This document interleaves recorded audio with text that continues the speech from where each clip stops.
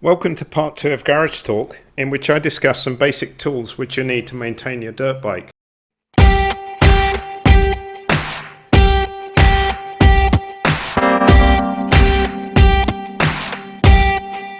I keep this toolbox close to the bike work area, and it contains the majority of tools I need for regular bike maintenance tasks. In the top section of the toolbox I keep the tools I use most often. You can see here I have a selection of different sockets, Torx and Allen sockets as well, screwdrivers, pliers, cutters, and a selection of ratchet handles. Here you can see the socket drives I use most often. I've got two T-handle drives. These are both made by Motion Pro. I'll put the part numbers in the video description. And this one's a 1/4 inch drive, this one's 3/8. You can put a socket on here or on the handle. If it's on here, you obviously use the handle like this. If you put it on the handle, then you can apply more torque like this. Usually I use it like this, but it's handy having the option to do that. The 3/8 drive is similar size. One thing I really like about both these drivers is the size. They're fairly compact, which is pretty much ideal for dirt bike applications. You find if you have a handle which is longer, it tends to bang on parts of the bike. So I really like these Motion Pro ones and highly recommend them. And then regular ratchet drives have a 1/4 inch drive, 3/8 and a 1/2 inch drive. The two smaller ones, the 1/4 inch and 3/8, I purchased in a local tool shop, and they're both 108 tooth drives, which means that for one ratchet, you only have to move it just over 3 degrees. So you can use these in really confined spaces to undo or do up fasteners. And the ratchet action is pretty nice as well. But you should be aware that high tooth count ratchets tend to be a little weaker than regular ones, so don't go cranking away on the torque when using these. The 1/2 inch drive is made by KTC, and you can apply a lot of torque with this, and I actually use it for the rear axle nut, which is torqued to 80 Newton meters. So I use this to undo the axle nut. And then a couple of handy things. This is a 1/4 inch drive, and you can use it as a screwdriver with a socket on. If you want to apply a bit more torque, you can put a ratchet drive on the handle and use it like that as well. Just using it like this, particularly long fasteners, you can do up or undo very quickly, so that's a handy tool to have. And also a regular 3/8 drive extension. I use this mainly for the front axle pinch bolts, particularly on the brake side, because it's not easy to access them. So I use that, a long socket, and the 3/8 drive. Here you can see the sockets I most often use. These are 1/4 inch drive, 3/8 and a 1/2 inch. If you don't already have some sockets and want to start working on your dirt bike, I recommend first looking at your bike and figuring out what size sockets you need. So as an example, here are some commonly used fasteners on KTMs. This one's a plastic body panel fastener, and it has a 6mm head. This one's a M6 fastener with an 8mm head. And this is a M8 fastener with a 10mm head. So the M8 means that the thread diameter is 8mm, and the head is different size. So if you have a pair of calipers, measure across the flats of the head, you'll find that that's 10mm, so you need a 10mm socket. So once you've figured out what sizes you need, you have a couple of choices. You could either buy a set which covers a range of fasteners. There'll probably be some sockets which you don't actually need, but in the future you might find those useful. Or if you want to save as much money as possible, you can just purchase the sizes that you actually need, and then later on purchase additional sockets. Whatever sockets you get, I recommend you get some high quality ones which are going to last a long time. So all the sockets I have are made by KTC, which is a Japanese brand and widely available here in Japan. They're reasonably priced as well, and I've been using these for years and years, and I've never broken one, so I'm very happy with these. But if you're living somewhere else, these are probably not available or expensive if they are. So look around, see what's available, read some reviews, and purchase something which is high quality. Regarding sizes for KTMs, common fasteners are 6mm, 8, 10, and then 13. So in the quarter-inch drives, I have regular size sockets 6, 8, and 10, and then long I have 6, 8, 10, and 13. And then the 3/8 drives, I have 8, 10, 13, 17. The 17 is used for the front axle on the 17 models. And then the deep sockets, I have 8, 10, and 13. The 13 is used for the oil drain, so that's useful for that. And then the large half-inch drive socket is a 27, which is used for the rear axle nut. This is a set of Allen and Torx bits I have. All the bits are 3/8 drive, which allows you to use a torque wrench if required and torque the fastener to specification.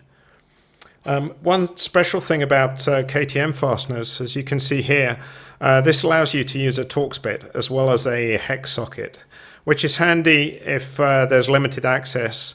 Typically the Torx is easier to access the fastener then.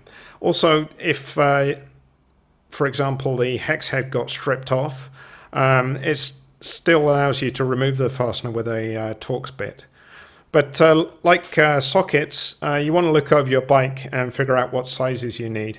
For KTM, the standard fasteners, so I've got two here, you can see the Torx bit required is different. So common sizes are T35, T40, and T45.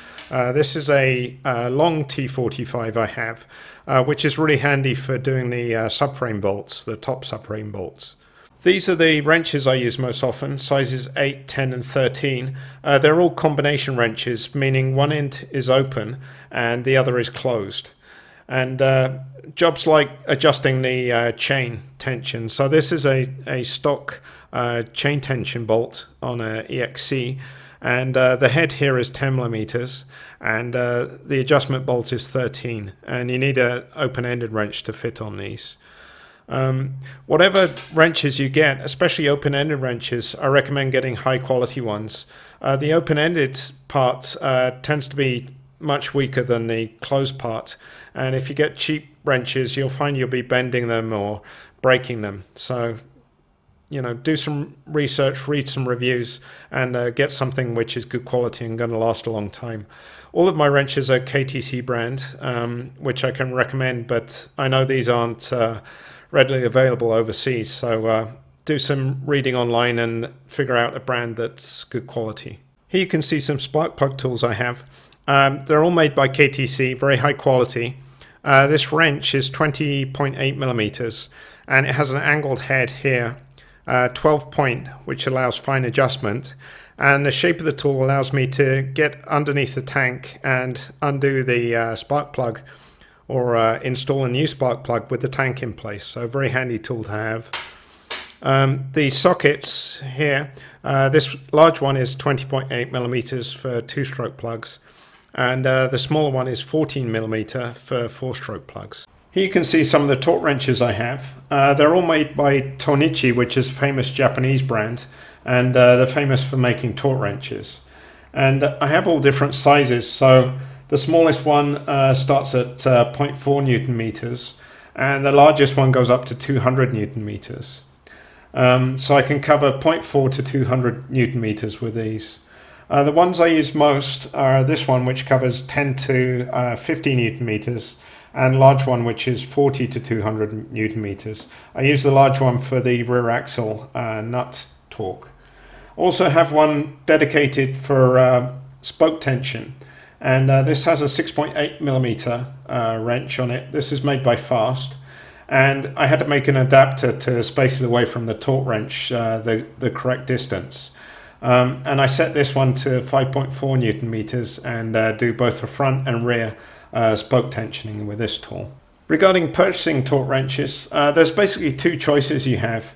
You can get analog click type wrenches, which is what I prefer, and you make the adjustment using an adjuster like that, and there'll be some form of scale which you have to read and set correctly. Then you fasten the adjuster, and once it reaches torque, it'll make a mechanical click. So it's very easy to know when the fastener's reached torque and stop torquing it. The other type of torque wrench is a digital one, which you set the limit using a display on the tool, and when it reaches torque, it'll beep. So you have to stop when the tool starts beeping. For me, that's a little more difficult to use. The advantage typically of a digital torque wrench is it covers a broader scale than these analog click types. So there's plus points and minus points for either type.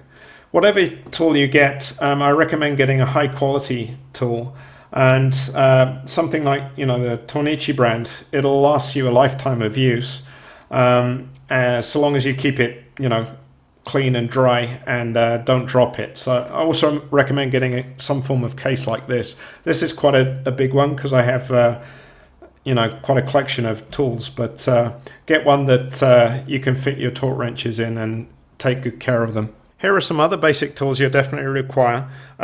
All the tools are made by KTC. These screwdrivers are nice because the shank goes right the way through the handle, finishes here. That's handy if you've got a corroded fastener. You can position the screwdriver in the fastener and then tap on the end of the handle with a hammer to firmly seat it and then undo it. It also has a hex portion on the shank here, and you can use a 10mm wrench and get additional purchase on it that way. So I've got a plus and minus screwdriver, and then some needle nose pliers, which also have cutters built in here, and then some wire cutters, and then some adjustable pliers as well. One of the most common maintenance tasks on a dirt bike is changing the oil. On my 2017 KTM 250 two-stroke, the oil drain is buried away in the engine and creates a lot of mess when you drain the oil all over the frame and skid plate. So I developed this special tool, which you lean the bike over, remove the drain plug, screw this in, stand the bike up, and then you just pull the plug and drain the oil into a drain pan or container, creating no mess at all. I also make a shorter version for older KTMs and also a different version for beta motorcycles. If you're interested in purchasing one of these, I'll put a link in the description of the video. Another handy feature for oil changes is a measuring jug like this. So I've marked the correct amount for my bike transmission, 800 milliliters. And this particular model has a cap on the nozzle here and also a cover here, so dirt doesn't get into it when you're not using it. So you can measure out the oil and then take this cap off and pour it directly into your transmission. If you have a compressed air source, one of the first tools I think you should consider purchasing is an air impact wrench. This particular model I have is a 1/2-inch drive Aircat 1150. It's very powerful, works great on any job on the motorcycle, including removing the clutch hub nut and also the front sprocket bolt. Then you need a selection of sockets, and you can tell the impact sockets because they're always colored black. Don't use standard sockets because they'll break if you use them with an impact wrench, and just select sizes to match the fasteners you want to remove. And a couple of other air tools which are really handy to have are a blower like this to blow away dust or water after you've washed the bike, and also a tire gauge inflation tool. This has a digital display. You can change the scale easily, really handy tool to have. And then in the bench area just off the garage in the tool chest, I have a full set of tools which I'll also show you. In the top drawer of the tool chest I keep all my sockets and ratchet handles. All those sockets are made by KTC. I've got 1/4-inch set, 3/8 deep and 1/2-inch set. Also got Allen and Torx bits, and on the right hand side the Ratchet Drives. I've got breaker bars, extensions. I've got Torx keys, Allen keys, and additional Torx set, and also the smaller Torx and Allen set there. In the next drawer down I have my wrenches. These are all made by KTC. Combination wrench set, sizes 8 through 27. Offset wrenches 8 through 24. And then have these ratchet head wrenches, which are sometimes very useful. The head is offset, and you can reverse the direction with this lever. And I've got a couple of adjustable wrenches, some straight wrenches, and a spark plug wrench, which you saw before. And this is my pliers drawer. You can see various types of pliers, cutting tools, pop rivet tool. Some of my favorite tools are the Nipex tools. So these are circlip pliers. These are for internal circlips, and this one's for external circlips. Really nicely made tools. Highly recommend getting some of those. Also, the Nipex pliers are really nice as well. This one's a 300mm tool, and it's a plier wrench, and you can adjust the size. So you can see there, you can adjust some really big fasteners using this tool. Really nicely made. And this one's serrated, and a similar adjustment. And this one's got soft jaws, sometimes useful for gripping onto something that's easily damaged. This drawer contains most of the screwdrivers I have. Majority are KTC screwdrivers.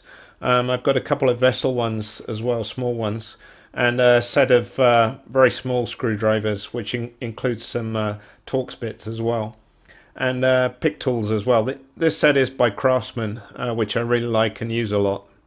This is a drill I most often use when working on a bike. It's a cordless one made by DeWalt, and it's powered from an 18-volt lithium-ion battery, and it has plenty of power for all the applications I need for drilling holes into steel, aluminium and plastic.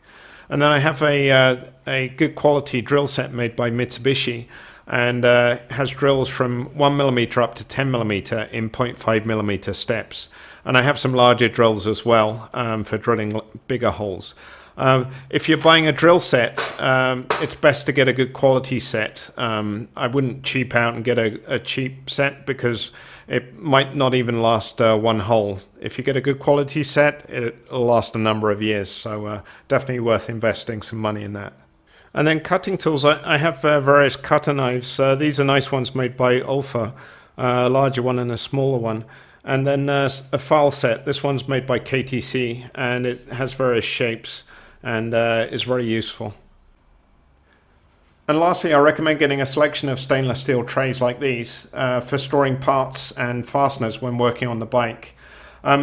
If you have to take a lot of parts or fasteners off the bike, it's great if you can separate the parts out into different trays, and then you can track where the parts go very easily, and it makes putting the bike back together a lot easier, and certainly a lot better than putting fasteners on the bench or floor and then forgetting about them.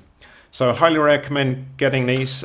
These I bought most of them in a dollar shop, so very cheap, easy to keep clean, and highly recommended.